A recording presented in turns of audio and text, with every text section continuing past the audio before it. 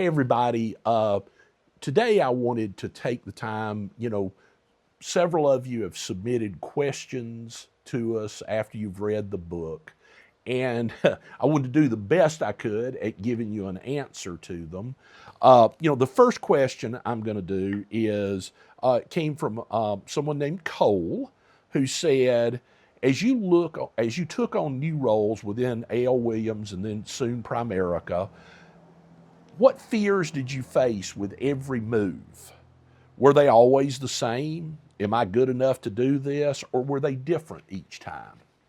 That is a great question. As I started moving up when I was young, I was probably so full of,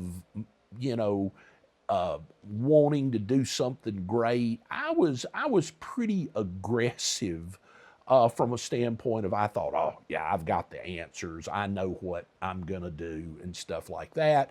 And had a few instances where, I slammed into the wall and went, maybe I don't know everything, okay? Maybe I'm not quite as smart as I think I am. And then as I really began to move up in the company, there were a lot of fears of, do I fit? Can I do this? So the best example is when Art Williams sold the company and was gone. And, Art's Southern as he can be. He's from Cairo, Georgia, was a football coach, and was a person I totally related to. On a personal level, was somebody that, I didn't know Art until I went with the company, but I knew Art because I knew people like Art. And the next thing you know, the people that are running the company are from Manhattan, Wall Street people, couldn't be more different. I mean, honestly, I think they slept in a suit, okay? And they could not been more different than my background. And I had to adjust. I mean, it was a trying time in the company's history, and I had to make a decision. Was I going to be a part of the problem or a part of the solution? And at first, I'm sure they saw me and said, who is this guy who sounds like, his voice sounds like he's probably on the Hee Haw TV show or whatever. I mean, who is this person? But then over time, I won their respect because a lot of the things they did when they took over were dumb as a box of rocks and almost destroyed the company. And on most of them, I did my best to be honest and say, I think this is a bad idea and won't work. And then when it kept not working, one day I got a phone call from Jamie Dimon, and a gentleman who's, now the CEO of J.P. Morgan and incredibly famous, and he was a young executive then, and Bob Lipp, who is a dear friend to this day. And Bob was very senior in Sandy's world. And they called and said, it seems like every time you tell us not to do something and we do it anyway, you're right. Okay, so we'd like to come down and meet with you and just talk about things. So, and honestly, that was when the trajectory of my career in the new world happened. So let me just tell you, you're going to be uncomfortable in life. And you got to get comfortable with being uncomfortable. That's life. And so my advice to you is, tell the truth, be an honest person, be friendly, okay? I'm telling you, likability is one of the great abilities in life. Some people can tell the truth and make so many people mad as they tell them the truth. I mean, there is a way to communicate tough things without being a jerk. So, but tell the truth, be honest. Hey, it doesn't always work out, did in my life. So, but you got to get comfortable with being uncomfortable. So another question I want to answer was submitted by Janet. She says, I want to know how to overcome obstacles that are out of our control.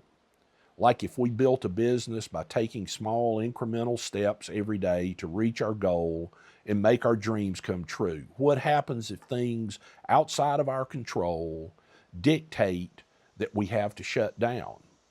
Do we find a new goal and go in that direction? Or do we keep moving forward even if we have to twist and turn in an effort that might never pan out?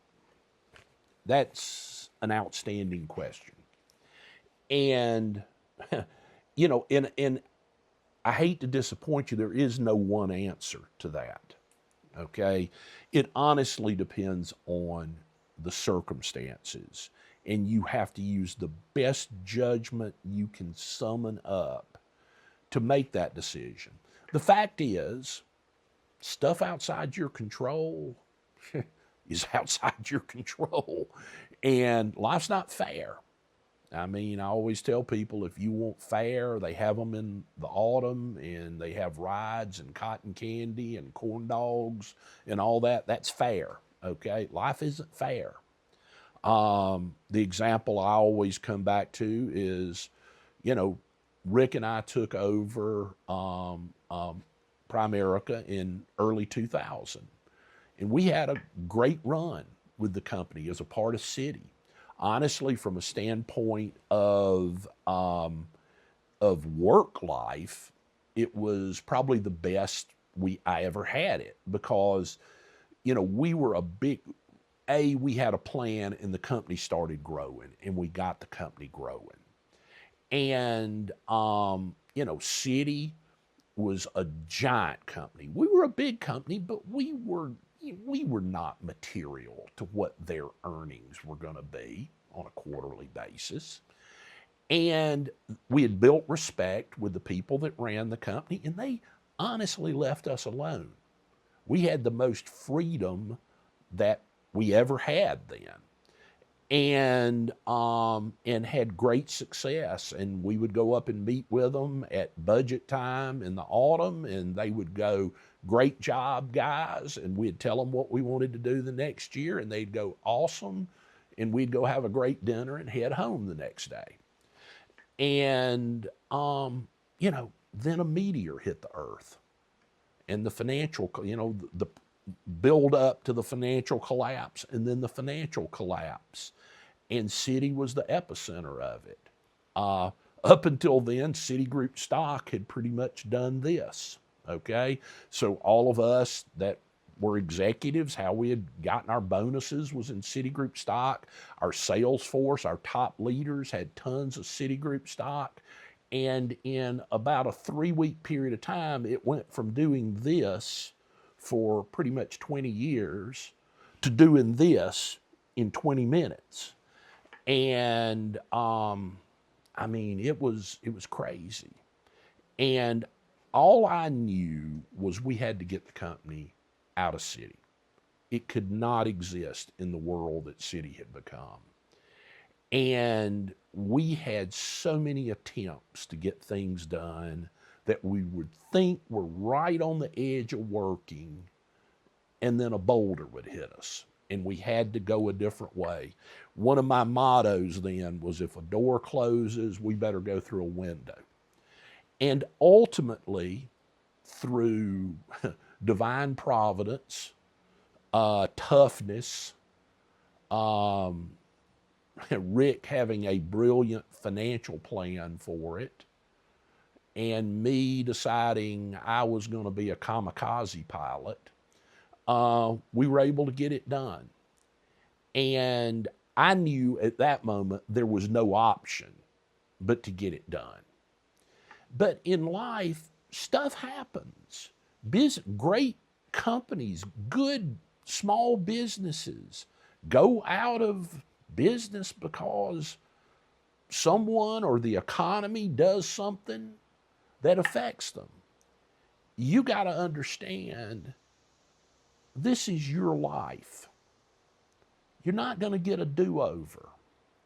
So you got to make, the fight or flight inside you, you got to make it. You know, sometimes you can just be too dumb and go down the drain with a company that there's no way you're going to save. Okay? You have to make a decision there and then create a new goal and go a new direction and reinvent yourself and reinvent your life.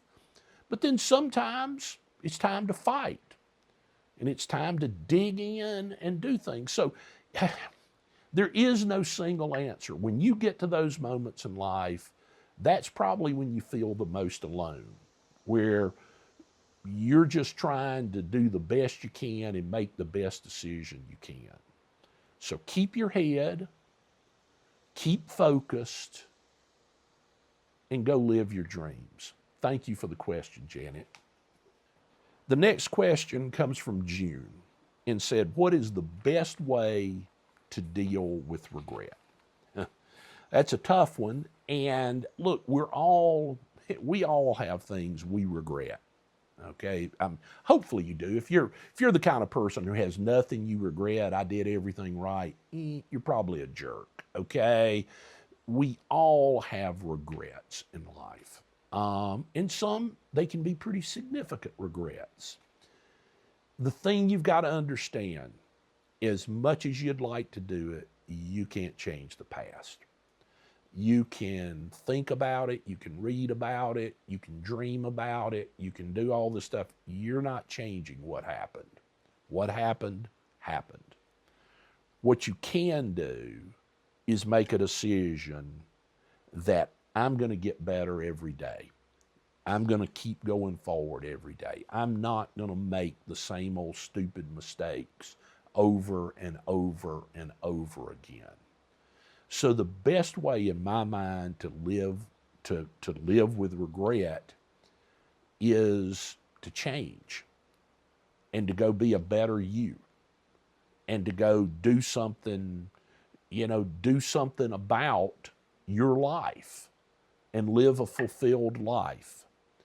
And maybe you've got people that are angry at you because of what happened.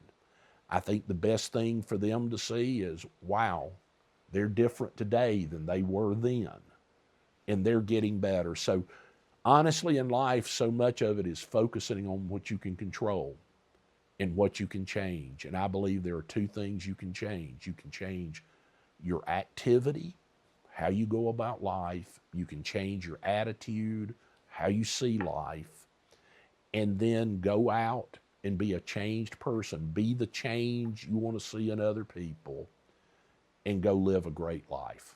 Gay sent in a question that says, how do you see and understand your value and want it before you have a major problem and know you need it? You know, here's honestly, Gay, my true feelings.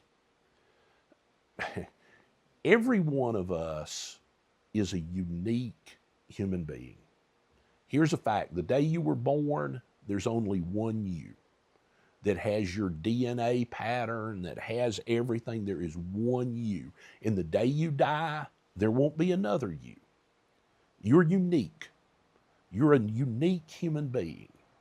And so you have to recognize that you deserve a great life. You deserve to live a fulfilled life. You're not a piece of junk. Stop beating yourself up and worrying about things that most of which will never happen. You deserve success. You have value. I always tell people we're all unique. Too many people spend their entire life, I talked about in my book, Real Leadership, that, too many people spend their life only working on their weaknesses. Now, that's important.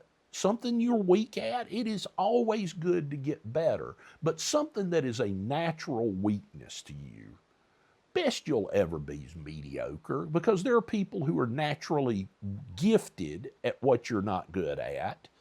And if they work at it, they're going to be great at it. Find what you're good at without trying. Okay, there are things I found. I mean, I don't know why. I think for some people, they have beautiful voices. They can sing. I couldn't carry a tune in the bucket, okay, if it had a lid on it, all right? I can't sing anything. If I want to scatter people out of a place, just break into song. But I always had ability to communicate and speak, okay? Even when I was a little boy in school, I was always the kid that if we had a group project, got picked to present it. And you got to find something you're good at without trying, and then try like crazy at it, and you can be great at it. So you have skills, you have strengths. Focus on them. Most people spend all their time making lists of stuff they do terrible. Make lists of what you do good and then work at that. And I promise you, you have value and can lead a great life. I'll see you at the top because the bottom sure is crowded.